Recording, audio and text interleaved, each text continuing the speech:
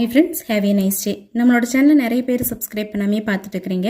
Please கீழே இருக்கிற red colour subscribe பட்டனை கிளிக் பண்ணி சப்போர்ட் பண்ணுங்கள். கண்டிப்பாக நான் போடுற வீடியோஸ் எல்லாம் இன்ட்ரெஸ்டிங்காகவும் இருக்கும், யூஸ்ஃபுல்லாகவும் இருக்கும் நம்புகிறேன்.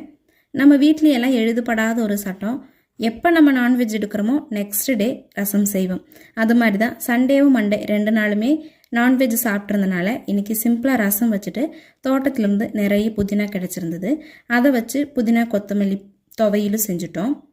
ரசம் வந்து நார்மலாக நாங்கள் எப்போவுமே மிக்சியில் போட்டு அடிச்சுட்டு அதுக்கப்புறம் சேர்த்து தான் ரசம் வைப்போம்.